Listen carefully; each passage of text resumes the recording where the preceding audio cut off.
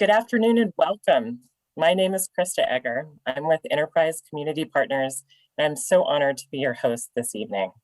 For the next hour or so, we'll be in conversation with leaders working on solutions for some of the most important issues of our time, our changing climate, housing affordability, and racial equity. At Enterprise, we believe that when we build more resilient communities, we build a better future for everyone. And through our Building Resilient Futures initiative, we're bringing Enterprise's strengths to bear on how to ensure all affordable housing is sustainable and resilient. And I am so appreciative we have the opportunity this evening to hold a conversation centered around Dana Bourland's recent book, Gray to Green Communities, a call to action on the housing and climate crises, published earlier this year. We find ourselves at a moment of growing necessity and possibility to stem the speed of climate change and to create systems and communities determined to uplift the health of our environment and each other. So without further ado, I'm pleased to invite Priscilla Almodovar, Enterprise's President and Chief Executive Officer, to welcome us this evening. Great. Thank you, Krista, and welcome to everyone joining us here today. I am so delighted to be kicking off a discussion with Dana Bourland and her book, Gray to Green Communities. If you haven't read it, you should. We'll make sure to put the information in the chat. In her book, Dana talks about the Green Communities criteria. Dana led this work, and what she did was groundbreaking. As she notes in her book, the Green Communities criteria were not a simple checklist. They were intended to inspire a new way of thinking. That's right. What Dana created is a movement. It's a movement to transform how the affordable housing sector approaches construction, location, resident engagement, and so much more. And over the past 15 years, the criteria has evolved into the standard for sustainable futures. And I agree with you, Krista, we are in a very unique moment in time. We're grateful for Dana's vision and her leadership. In fact, her work has inspired one of Enterprise's key strategic priorities, to build resilience and upward mobility. As we continue to create an equitable recovery from the pandemic, building resilience and upward mobility are more important than ever. And right now, we have an unprecedented opportunity in President Biden's infrastructure plan. That plan calls for over 1 million new and retrofitted energy-efficient affordable homes. While negotiations on the plan continue, one thing remains clear. Housing is the hub of all infrastructure. It's America's beating heart. It's where life happens, is where futures begin. And yet we continue to face an affordable housing crisis in this country. That's why Dana's call to action, to collective action, is so critical, and why we are so pleased to be hosting this conversation today.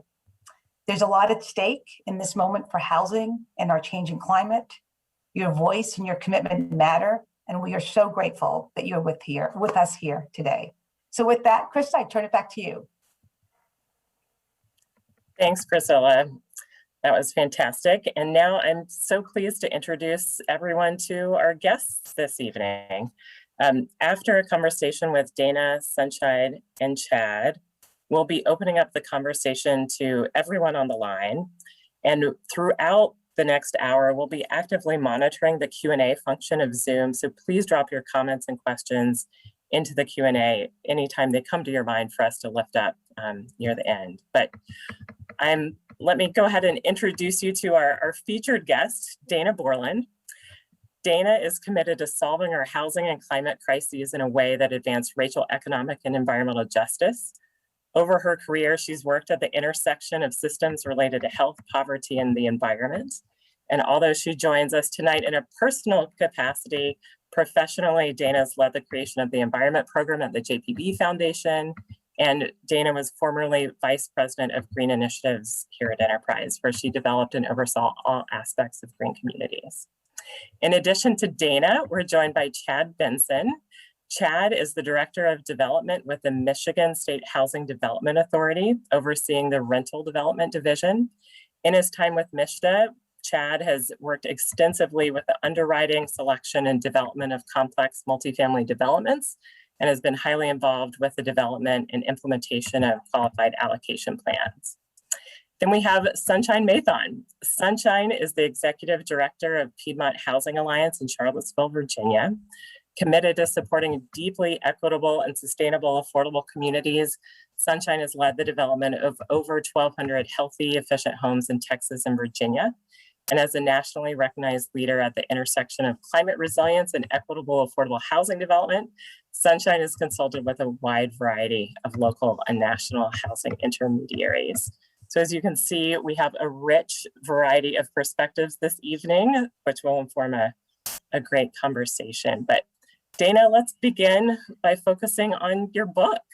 And as you know, personally, I was inspired many years ago by your call to action to green all affordable housing, and that really led me to join the enterprise team and take part in Green Communities Trajectory. But I wonder if we can focus on today, or the time of your writing of this book at least. And if you could share a little bit about what inspired you to write the book at this time, and a little bit about what you learned in your process of discovery. Yeah, thank you so much, Krista. It's such a pleasure to be reconnected with you tonight, and to have this opportunity to have such a rich discussion with my fellow panelists. And I definitely remember the day you joined the team at Enterprise, and you had been providing technical assistance to our work from day one. So it felt like a real coup to get you to come to Enterprise and now see you leading these efforts across the country. You know, and you probably can relate. I mean, I was inspired to write this book in 2011, actually, is when I started to think about writing a book, because I wanted to say thank you. You know, we had been working to green affordable housing through Enterprise's Green Communities initiatives since 2004, and there really wouldn't be an initiative but for so many people along the way, and even before we launched Green Communities, who were engaged in this work. And I just felt compelled to say thank you, and to also have a vehicle to let the country know what was happening within the affordable housing sector, that this was a sector who was committed to being part of the solution and to taking climate action. At the very same time, we were all committed to meeting our housing need in this country. So I started to write it because I was inspired to say thank you. Some other things prevented me from finishing that in 2012. And it was really, you know, within the last 2 years where I think you and I sat down actually, and I asked, would it be still relevant to tell this story? Because I felt compelled that it was with a sense of urgency to come forward and say that we needed to take this quantum leap together and address these dual crises of housing and climate chaos together. And we knew how. We could do this in one fell swoop. So that's really what inspired me to start and what inspired me to finish. Yeah, it's amazing to think about all of the different perspectives that have informed the movement from the very beginning that you lift up in the book. I wonder if you could share a little bit more about what progress you have seen in the sector since Green Communities launched way back when. Yeah, and listen, I think it is worth repeating here, even though most people joining know this, that we're really at an extraordinary point in our human history, that the people who had the least to do with the housing and climate crises are indeed the ones who on a daily basis are feeling its impact. And, I think what I've learned over time is just how important it is to center people in this work. And, it's really because of our racialized land use policies and practices and our sort of history of racist housing practices that it's majority Black, Indigenous, and persons of color who are indeed on the front lines of both our housing and our climate crises. And I think that's been a huge learning to me in terms of just how important it is to listen and to take our cues from people who have their own solutions and that we can support in implementing them, rather than showing up, with these preconceived notions of what is green building or what are climate action, but to really, I think, center people in this work going forward. Mm-hmm. Yeah, thanks for that. And, it makes me reflect that the title of the book makes it clear that you are making a call to action. And what I'm hearing from you is part of that call to action is to listen, to listen first and then really respond. And as you mentioned, and as Priscilla alluded to a little bit earlier, there's a great swirl of policy ideas on the table now, more so than perhaps ever in the lifespan of green communities. I wonder if there are any innovative green affordable housing policy ideas in this moment that excite you most, that could solve for this call to action. Yeah, I appreciate that question, Krista. It's amazing. Talk about an extraordinary point in human history. I've never seen, sort of this much federal support on the table for meeting both our housing and climate crisis, because that is indeed what we have before us, while centering racial justice as the overarching umbrella and really making amends and correcting our history and being truthful about where we started and where we are today. So I think it's close to $380 billion of sort of expanded spending and new programs. And, I'm not sure that I could identify something terribly innovative. I think that what we're calling for and what we have the opportunity to do is to implement good practice that we know already will have these economic and environmental and health benefits for the people we know could benefit the most from better housing quality and more climate mitigation for the impacts that we're going to continue seeing. And so, I'm really excited about braiding these various programs and policies in a way that work best for the communities that we're in service of. And also, I'm really excited that the administration has called for a Justice 40 commitment, that 40% of any and all funding for climate and clean energy needs to go to Black, Indigenous, people of color-led communities in a way that really provides benefits in a meaningful way. So, not terribly innovative, but we've never actually been terribly great at just making progress, implementing best practice, good practice that we know can have these benefits. We often are trying to look for the next silver shiny thing, whether that be solar geoengineering or some other really, I think, ill thought of solution. So again, I'm just excited that we could have the opportunity to do more at scale of what we already know works and do it in a way where we're better off by braiding these opportunities with this new and expanded funding. Yeah, thanks for that, Dana. It often seems that some of the simplest and core principles of what we are hoping to get out of housing, not just shelter, but a healthy place to live, an efficient home, environmentally responsible home, are some of the things that we're still working on creating great solutions for in practice.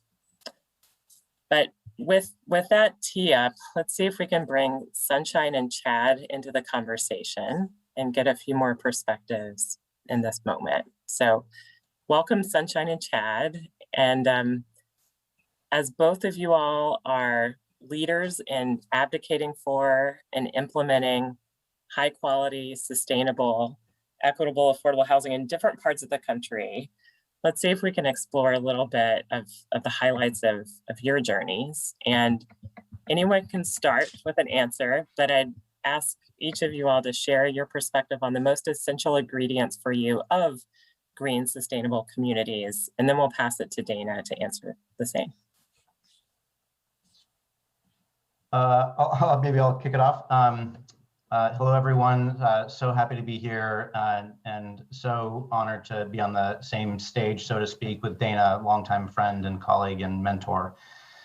I think fundamentally, Dana highlighted how I think about things, which is that housing justice is fundamentally a social justice issue. And at its core, any justice issue is a race-based issue. So as we think about the housing as fundamentally not just about individually places where we live, which of course those are critical to conceive of and think of as homes, as places people and families thrive. But also housing as the root of opportunity and conversely, possibly exclusion. And the patterns in our cities and towns across the country having been shaped by race-based policies in the past. And that intersects directly with the concept of climate justice. So in my mind, since the beginning of my professional work, at its core, environmental justice, climate justice intersect perfectly with housing justice as a fundamental right and a layering of all the intersectional components that create the place called home. Sure, and that's a great question. And from my standpoint, and I'm thrilled to be here as well, to be a part of this. But from my standpoint, as the Director of Development for the Housing Finance Agency for Michigan, we have some very, very large affordable housing programs that have the potential to create a tremendous amount of impact throughout the state, developing a lot of new units, but then preserving existing units as well. And from our standpoint, we're always looking at new ways to try to incentivize to, make those developments and those units that are serving those low-income residents, make them as sustainable as possible, make them as healthy as possible, make them as energy efficient as possible in order to make sure that the housing costs and so on are as low as they can be to really benefit people. But also, looking at things from the standpoint of, access to transit, access to amenities, and access to opportunities, really looking at the whole picture, trying to really focus on the goal of creating housing that really is going to be a great place for people to live, really looking towards the future of building for the future in areas that present a lot of opportunities for people. So, thanks, Chad. And I wonder if you all could discuss or share with our audience here some of the most pressing issues that you're solving for in regards to ensuring that homes in your sphere of influence are green and sustainable. And anyone can start. I'm going to jump in here for just a second, Krista, if that's all right. Absolutely. Because, I do think oftentimes we think of housing as sort of this end product, sort of 4 walls and a roof or some version thereof, when really there's a whole continuum of processes involved from beginning to end, and really a loop in terms of how we deliver housing in this country. And I just really think that gray housing connotes these practices along that continuum that may benefit a few in the short term, but negatively impact the majority of us and our planet. Whereas what we're talking about today is really green housing that connotes practice that benefit all of us while supporting the health of our planet now and for the long term. And, I think really that's what this is all about, is the entire process of how we are producing and manufacturing our materials to how they ultimately are getting used in the home, and how our housing is helping to benefit communities in ways that people want it to, and really involve them or they involve us really in implementing the future that they see for themselves. If I can build on that. Oh, sorry, go ahead, Chad. Oh, well, I was just going to jump in. your timing is actually, your question is great timing. At the Michigan State Housing Development Authority, one of our most impactful programs we have, our largest programs, is, as many states do, the Low-Income Housing Tax Credit Program for developing affordable housing. And as part of that, we go through the process every 2 years of looking at our overall plan and our strategy for how do we develop affordable housing. What are the types of things that we look to incentivize through that? What are the mission based items that we want to really promote? And we're at the point right now where we've sort of gone through that whole process, and we're at the point where we're very close to putting a new plan in place. And I just wanted to highlight that one of the things that was just a huge, a key issue that we sort of thought, okay, this is really the right time to take the next step, is in the area of green building and sustainable building and healthy housing. We've always, as an agency, been, very, very connected to the things that enterprise is doing and really promoting those types of practices. And we've had huge success with that, with the vast majority of developments, going through that process and getting certified and incorporating those practices. And we felt like, as an agency, it's really the right time to take the next step, sort of, taking everything that we've been incentivizing and say, okay, well, that's a good threshold starting point. Now let's figure out what the next step is, and really looking at like Enterprise Plus and Passive House and some of these other areas that we know are really, it is really sort of building and stretching for the future in terms of trying to promote those further practices than what we've done in the past. So that's an issue that we're dealing with right now, and that's a big step that we've taken as an agency with one of our largest programs to really make it a real step that's going to have an impact. So circling back to what Dana had shared, I think in some ways this last year, the pandemic has highlighted and daylighted something that we've sort of collectively long hidden and ignored, which is that when one of us is vulnerable, we're all vulnerable.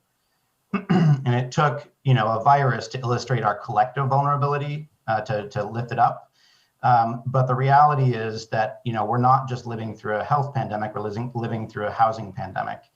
And when people's housing is compromised, all of us are compromised through all the systems that we are interconnected through, whether that's education, health system, transportation, workplace, et cetera.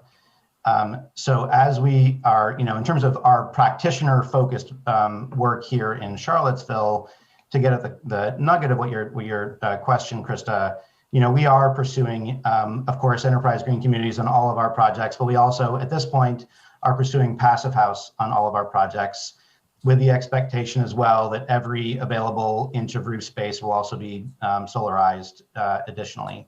And that, in my mind, that's just sort of a given, recognizing that, as a point that Dana made earlier, which is, those with the least resources to adapt and withstand environmental impacts in the future are the ones on the front lines living it.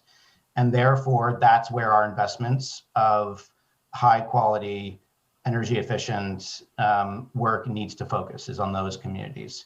And then I'll just add one last layer to it, which is that as in our work, I referenced the idea of home, not just housing units. In one of our projects in particular, we're piloting a collaboration with residents where there is a true shared power context with the decision-making on the redevelopment of their future community. And collectively, we have co-generated a sort of a framework for a reparative framework. And by reparative, what I mean by that is, the concept of reparations, I think, fundamentally lies in the federal and state and local governments. But in the nonprofit sector, what we can do is work to build a reparative framework to have this redevelopment in particular be generated by the residents. And we have kind of highlighted what we've called 4 spatial justice pillars: cultural belonging and empathy, healing and well-being, shared power, and generational wealth. And all of those 4 connected together represent a holistic approach to the community's future design for how they want to see their aspirations. And layered through all of that is justice, climate justice, racial justice, et cetera. That's the approach we're taking.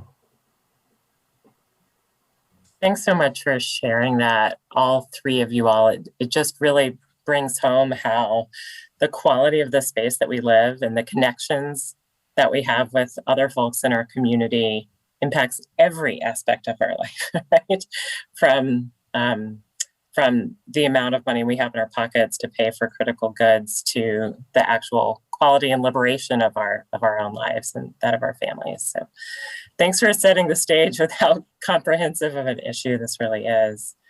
I want to circle back with a few more pointed questions for each of you, starting with Chad. You know, Chad, you've been involved in setting housing policy in Michigan for many years. And as you mentioned, the QAP has really been steadily increasing in rigor. And recently, Governor Whitmer recently implemented decarbonization goals for the state. I wonder if you could just share a little bit more about how you're seeing housing policy evolve in Michigan and anything that you think may be in store for the future. Yeah, so I mean, we are consistently having more conversations about what is, you know, sort of setting aside that, hey, this was the step that we had this time, but what is the step next time for the next QAP that we're going to be undertaking? And to that end, in the current QAP that we have right now, we've also incorporated a commitment to diversity, equity, and inclusion too. And that commitment was really to really you know, focus on the issue, gather data on the issue, do a full analysis of the issue to make sure that the qualified allocation plan in our programs are as inclusive as they can be, to make sure that they're really serving the people that need affordable housing. So along with that, I think, you know, like I said, we're consistently looking at more ways to sort of, this is a good first step, but then what's the next step in terms of creating housing that's sustainable and built for the future?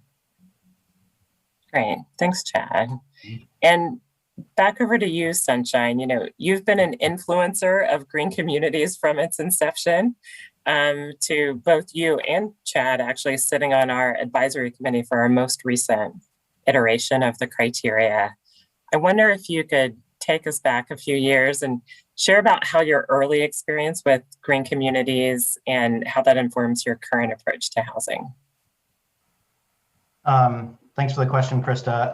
When I was thinking about this a few days ago in preparation for this, when I think back to the first, those pilot projects that we first kicked off to kind of test the idea of enterprise green communities, one of it was during a time when the concept of low VOC paints was, you know, as a simple concept was new to the industry.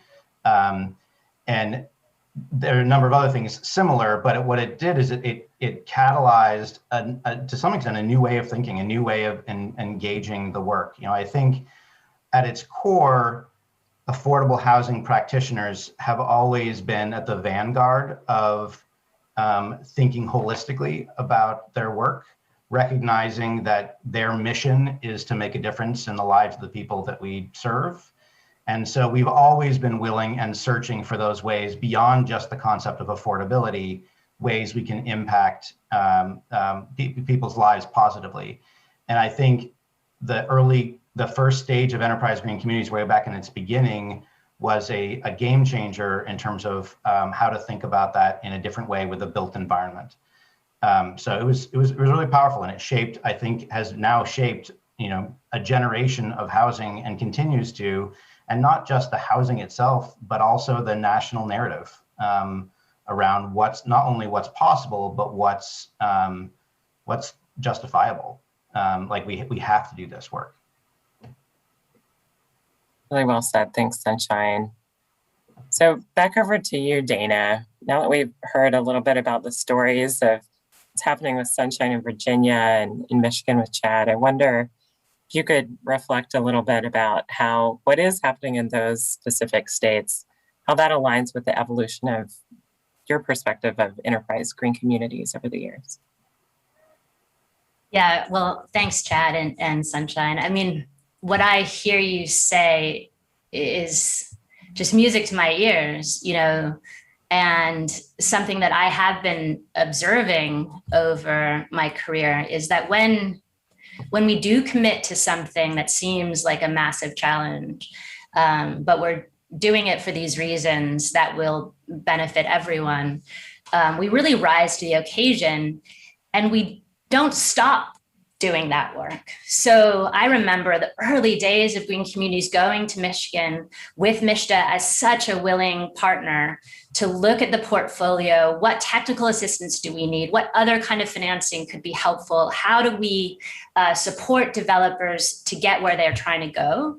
And so to hear you say, Chad, that you're still iterating, that you're still trying to take the next steps is my experience too, and Sunshine being part of the creation of the criteria, providing proof points to us that we could indeed set a holistic standard for greening affordable housing that we knew could work based on your early leadership. To now hear you show, how you've progressed in your thinking and centering racial justice and really putting people at the center of the work. That's the story, that we can do amazing things once we put our minds to it. We look at how this country has, and the globe has responded to figuring out a vaccination and getting it deployed. We have a long ways to go, and certainly need to address issues of equity. But when I think as a country, if we really do set our minds attention at solving the housing and climate crises in this comprehensive way of delivering housing for everybody in a way that they can afford regardless of their race or income, and doing it while we're cutting carbon emissions and actually making progress against our climate goals, we will ignite an imagination like we've never seen. And we're seeing it play out as we have over the last couple of decades through the Green Communities work, but we will continue to see more. And I just find that incredibly exhilarating, and, was definitely motivation for me in wanting to get this story out, to say it's possible, it's been done, let's do more, and let's do it in these better ways. And let's advance climate, economic, and racial justice while we do this work. So, I couldn't be happier to be here with both Chad and Sunshine, and to hear what is happening in Michigan and what's happening in Virginia, but also other communities we know where this is continuing to evolve as a new way of thinking.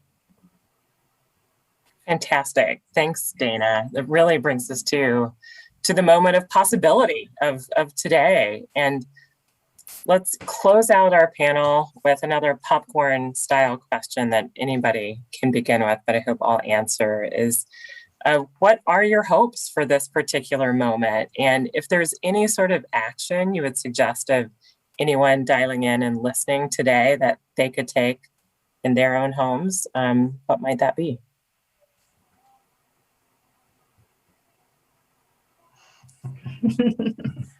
All right, I'll take the bait. I think what gives me hope is, I can't take credit for this. I've heard it from other practitioners elsewhere, but for me, I have started to learn and think about our work through two sets of lenses. One is the incrementalist approach, which is that absolutely we need to be doing more and better of what we're doing, because people's lives are on the line, and we need to be doing that. People's well-being is on the line. And at the same time, my take is we also need to be thinking with like an abolitionist lens. Like there's an element to this work that needs to look at something that's not just more and better, although that needs to continue, but also a revisioned future that calls forth tremendous creativity and a different power structure for who gets to make those decisions fundamentally. And so I feel like that I live now with one in each of those spheres, one on the abolitionist side and one on the incrementalist side, recognizing that both are necessary. Thanks so much, Sunshine. Chad, what are your thoughts? Sure. So I can add on to that. I mean, from my perspective, I've been with the Housing Finance Agency for a number of years, and I cannot recall a time where I feel like there was so much so much movement in these areas and so much response in terms of like the resources and attention on affordable housing and sort of what we can do with it. It really, when you start looking at those things, you really, as a staff and as an agency, you start to really dream bigger and start to really think, okay, what can we really do at this time that maybe before we thought was a dream, but wasn't necessarily something that you could necessarily do. So it's really it's just such a unique time, I feel like, with the attention that we have and the possibilities that are out there. It's really a unique time. So Thanks, Chad. And what about you, Dana? Anything that you would suggest, particularly of folks dialing in today?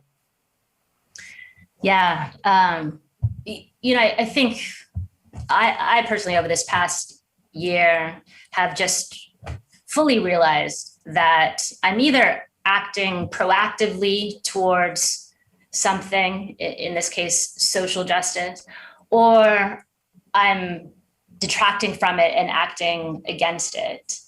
And so I think everybody who's listening today, you are part of the solution.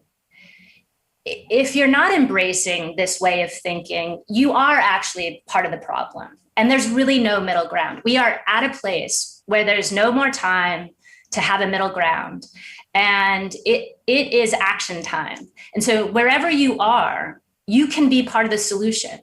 In your own home, you could be thinking about what materials are you buying? What community did they come from? Did they positively impact the community, or did they detract health from that community? Who owned the manufacturing? Where is it benefiting financially? You could ask yourself a host of questions. And I do try to get into that a little bit in the last chapter of my book, just because we won't have enough time to say it all tonight. But whether you're an individual in your own home and community, or you are part of either a housing agency, a mayor's office of housing, a governor's office, or working for the federal government, you have a role to play. And we need to be moving forward together in this holistic way of thinking about addressing all of these issues in one fell swoop. And so, I'm really hopeful that we have enough proof points for you that you will join, or for those who are already part of this movement, that you will continue helping us understand how to do more and how to do it better and continue to improve. And I really think that we all can meet this challenge. We have the tools. We certainly have the platforms. We know that there's capital out there. And so let's put it to good use and address these crises together. So well said. Thank you, Dana. And we're starting to get in questions from the audience, so please keep them coming. You can drop them in the Q&A feature of Zoom, and we'll lift them up to all of our panelists here. The first question we have in from the audience is actually wanting to focus in on some of the health aspects of green homes and communities. And they're asking a specific question related to the past year that we've all experienced with COVID. The question that's come in says, in addition to green building, should we be considering germicidal technology or other technologies related to keeping residents and staff safe? This will not be the last pandemic. I wonder what your thoughts are about how your perception of green building and healthy housing has changed related to COVID and what we've lived through in this past year. Yeah, I'm going to jump in and just say, first of all, everyone needs a home. That better be clear to all of us. We've just experienced that we are completely interconnected, and your health, I depend on you to be healthy, you depend on me to be healthy. And so if I think the statistic is something to the order of, if we hadn't evicted anybody, there would have been 15% fewer deaths. It's something on the order of that magnitude. So first and foremost, we absolutely must ensure that everybody has housing in a location where they want to be, that they can afford regardless of their race or income. Number one, I would just say that off the bat.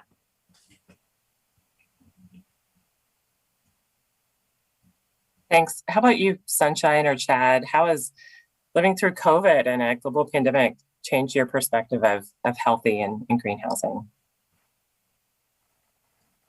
You want to start this one, Chad, or do you want me to?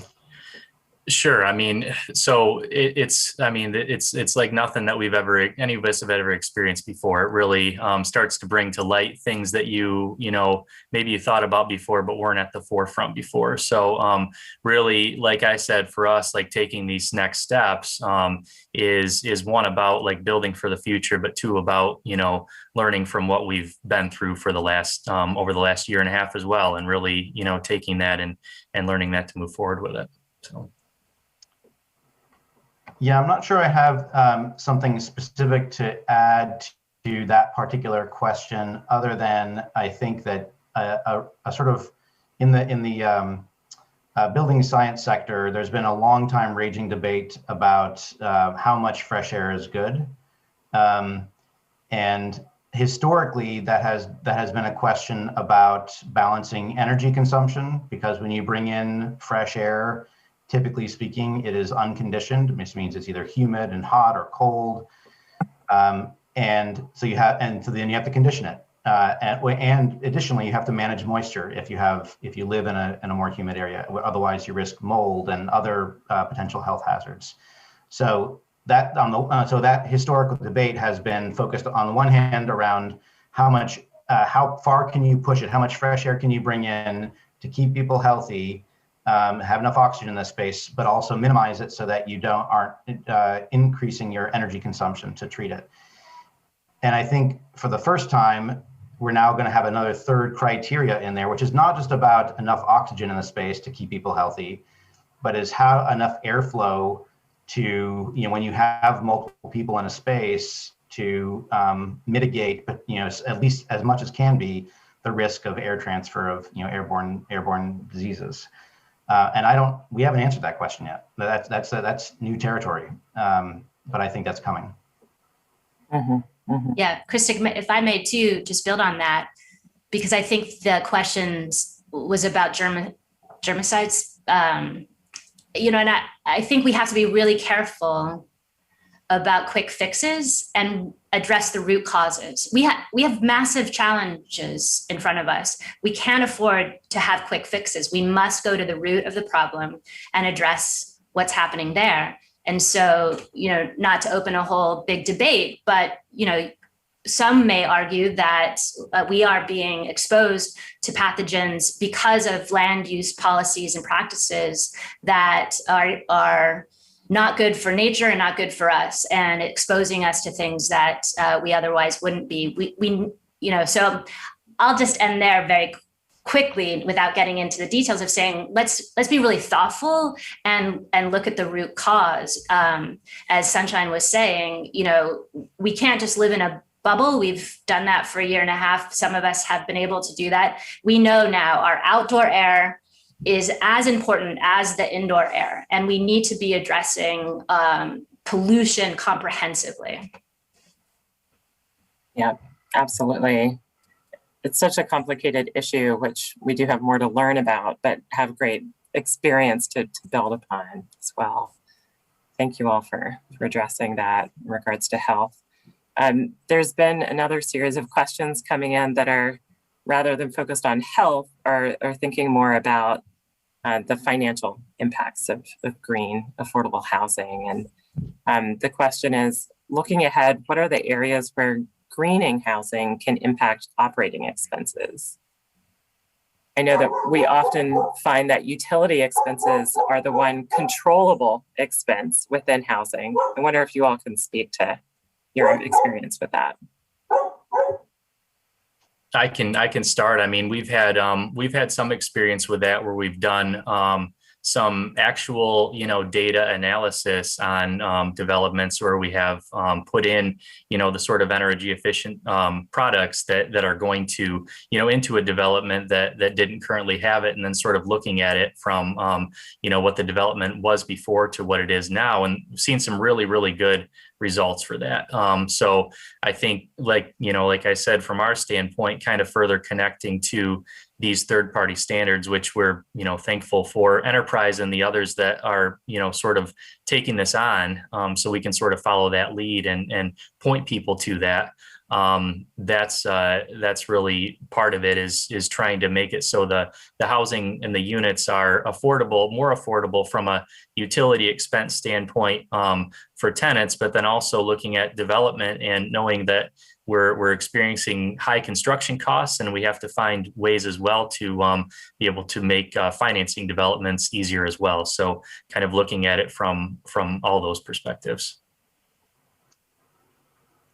I'll jump in there for a moment and just say that I think probably I'm speaking a little bit to the choir here, but fundamentally, utility costs, just like housing costs in general, have a disparate impact on different people. And so if you make $100,000 a year and you have a $200 bill, $200 a month utility bill, okay, that's fine.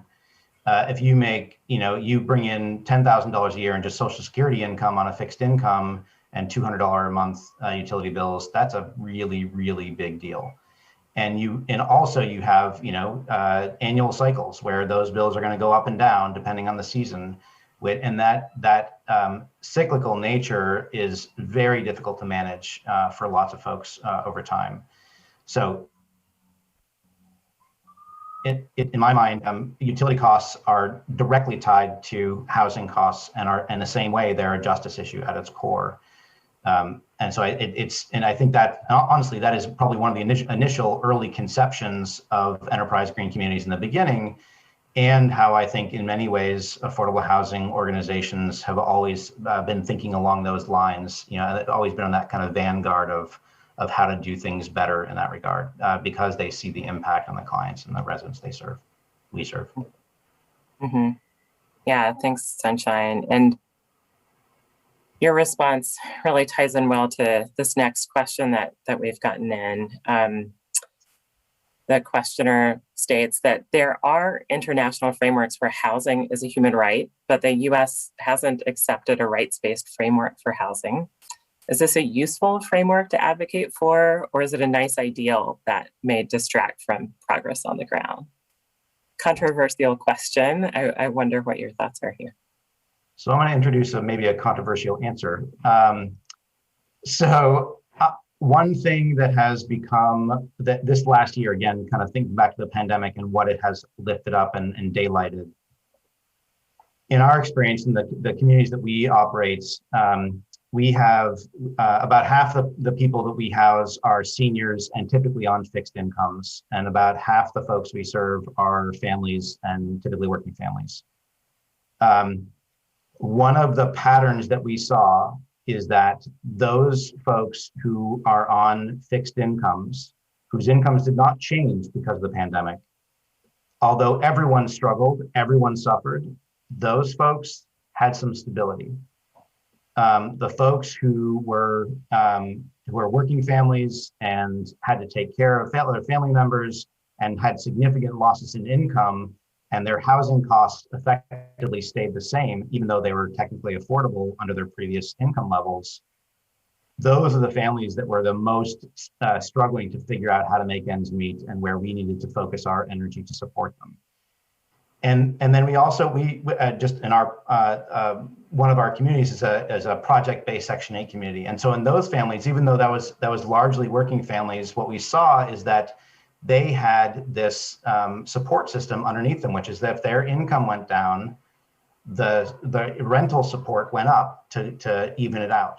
And so the pattern that emerged for me, from my perspective, is that those folks who had the backstop of either a guaranteed income or guaranteed rental support, those are the folks who weathered the most stably. I'm not going to say best, because no one did well in this pandemic, but weathered the most stably through those times, through these times.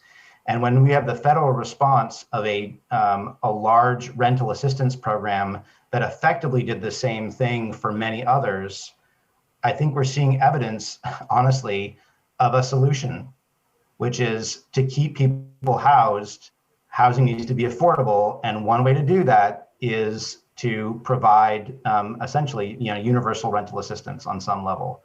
Like if all of a sudden everyone could afford where they lived, I mean, that's the holy grail, right? And so that, and I think we saw this last year that there is evidence that works. That even though we on a continual basis we're at the risk and fighting the risk of potential mass eviction, so generally speaking, we were successful in avoiding that as a country, and the results are pretty amazing. And I think that's a lesson to be learned as we think about policy into the future. Could not agree more, Sunshine. And it's, no surprise to anyone who's read my book. I have no qualms in saying I definitely believe that housing is a basic human right. I think the question asked whether or not this was the right framework, that may be a whole other story. We haven't had great success in this country enacting things based on them being a right, a basic human right. So we don't always change hearts and minds with that argument, but that doesn't mean that we shouldn't be leading with that. It is a basic human right. And we are all better off in this country when we all have housing that we can afford regardless of our race or income. And we absolutely just need to make that so in this country. We will all be better off. Thank you both for that. The next question that's come in is about engaging residents in investment projects. And Sunshine, you talked a little bit earlier about how you're doing this with Piedmont, but the question is, how much does the rate of resident participation in development result in good investment in projects? I wonder if any of y'all could speak a little bit about how you've seen the quality or the success of housing projects change based on the level of resident engagement.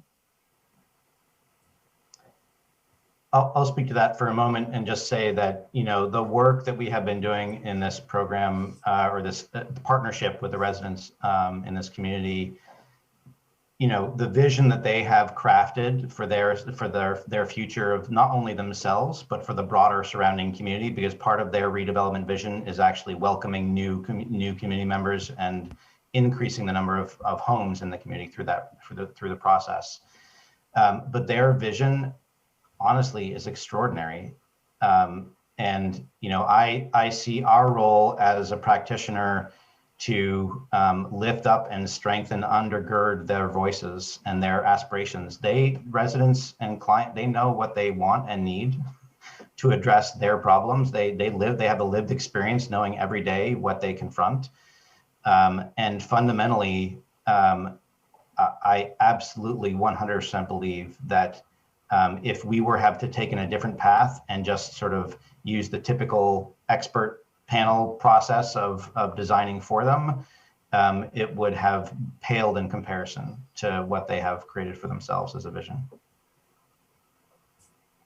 And I'll add to that. I mean, in Michigan, we have seen huge successful outcomes with developments that really incorporate a large amount of resident engagement and community engagement in order to, really develop the building around what the residents really want, what they really need. I think what Sunshine mentioned, it's a great point that having that level of engagement and then really incorporating that into what you do in terms of your development, it's a hugely important part of it, and we've seen a lot of success with it.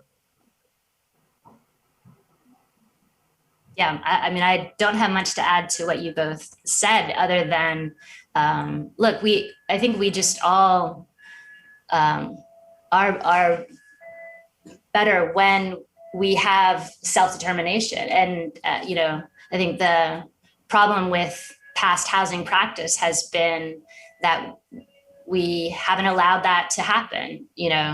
I'm here in Lenape, Muncie, Wappinger land. And so it goes back to early days of extracting land, pushing people to places against their will. And, that's what I'm most hopeful about the future, is that we just stop doing that. And of course, housing, the whole development process and the outcomes will be so much better when people are able to really determine for themselves how they want to live in what conditions, and that the rest of the system supports that in a meaningful and deep and positive way. So I think we have real examples time and time again where the real estate development is way better off when the people who are living there have had something to say about the conditions in which they're living. And so for me, it's sort of a non-question. It will be better. Great. Thanks, Dana. I think we have time for about 2 more questions. Next one I'll lift up is from a developer who's going through a green building certification right now and wants to know, how can we make the process less costly? Or are there ways to bring more resources to the table? Sunshine, I know you have direct experience with this, but Dana and Chad, happy to have you all pipe in as well, if you'd like. I think there's a level of making that level of work routine within the kind of development pipeline for an organization that facilitate, and also like having a set of design standards, and ideally contractors and architects that are facile with and have experience with those things, that actually when you have a team like that can have it go a long way to reducing costs and managing costs over the long run. I will say that as we have, in our personal experience, doing the baseline of, say, for example, the enterprise green communities is really effectively no additional cost. Going above and beyond doing passive house, yes, there's some cost. And so part of the balance point there is, in my opinion, is a combination of trying to find the right financing tool that will bring in potentially a little bit more debt or a little bit something else to kind of cover those additional costs.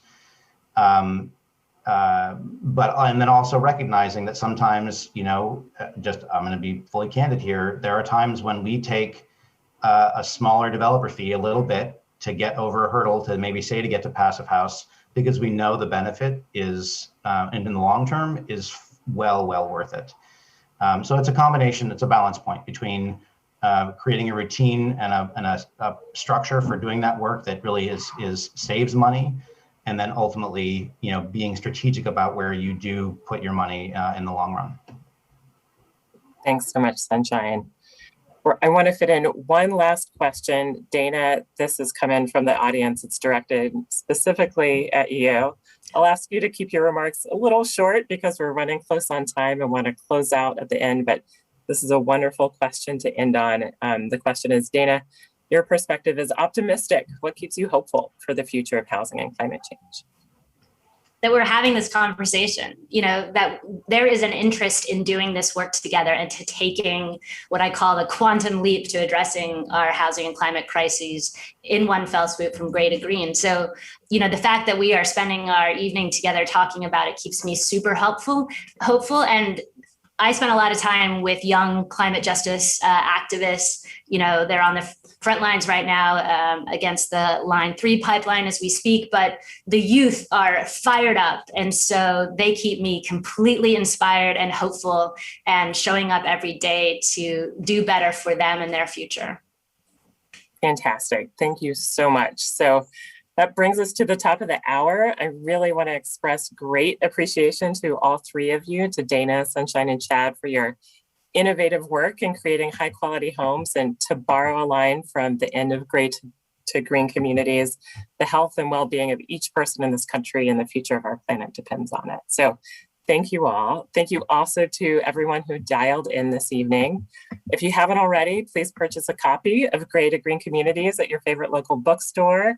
Big thank you to SO1 Books out of Los Angeles for supplying copies of the book that we sent to the first 25 registrants this evening. Check out more about Green Communities at greencommunitiesonline.org. And we'll close tonight with a short video featuring 3 developers who are putting the 2020 Green Communities criteria into action. So thank you all and good night. We at Enterprise created our Enterprise Green Communities program in 2004 with the question of whether or not you could build housing that was healthy and efficient and environmentally responsible in the context of affordable housing. And we found that overwhelmingly the answer is yes, you can. So we've been working ever since then to really scale these practices. And we're launching our first 20 cohort to highlight the journeys of 20 early adopters of the program. We're confident that many other affordable housing developers will see something that resonates with their model. It was pretty evident, years ago that, our thinking aligned with Enterprise Green Communities criteria for redevelopment and for neighborhoods. Cowan Place is the first phase of this endeavor. It's a 174-unit senior building. It's a historic Black neighborhood. We don't go into a neighborhood and say, this is what you need. We go into a neighborhood realizing that we don't know anything about the neighborhood, and we're there to listen. We're so excited about the way the 2020 criteria are going to impact our residents. We'll be upgrading residential units as well as a major landscaping overhaul with materials that are going to help reduce the urban heat island effect and make it just a much more comfortable place to live and play. Residents are at the heart of all of the work that we do at Enterprise Community Development. We go beyond simply putting a roof over people's heads. From community building to resident services, we focus on enriching residents' lives. I'm not sure that green certification is going to be the first thing on residents' mind when they decide to sign a lease, but certainly it does have direct, tangible benefits. We're really going deep in lifting up resident voices in the integrated design process, amplifying how healthy housing strategies show up, transitioning from a focus just on efficiency to also looking at emissions, climate resilience, and then also looking at water quality in addition to conservation. It's working with neighborhood stakeholders to help them move forward with the redevelopment in a very holistic approach. And certainly Enterprise Green Communities 2020 talks to that holistic approach. As part of the renovation, the 2020 criteria have required us to look very closely at the energy and water performance of the property. Extreme heat days are very likely in the future.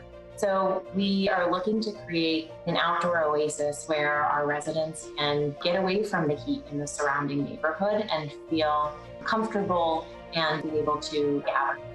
We're lifting up these best practices and how to design and retrofit and operate homes so that they are not just habitable for decades to come, but high quality places to live. Something that differentiates green communities from other certifications is the staff and resident education that helps make sure that these benefits are sustained over the long term. And the energy savings is being reinvested back into our community programs. Our goal is to, in the next 10 to 15 years, to improve the educational opportunities for the kids in the neighborhood, health, the resources for food. The criteria is not a hurdle, but should be looked at as a checklist to provide better opportunities for the neighborhood. No two projects are exactly alike, especially when you're dealing with moderate rehabs. And Enterprise has really been there to provide quick and clear direction. We know that in the affordable housing sector, time and money are limited, and we're really our best selves when we collaborate with one another. We hope that you'll follow the journeys of these first 20 cohort members, reach out to us, reach out to them so that we can ultimately create a future where all housing is sustainable.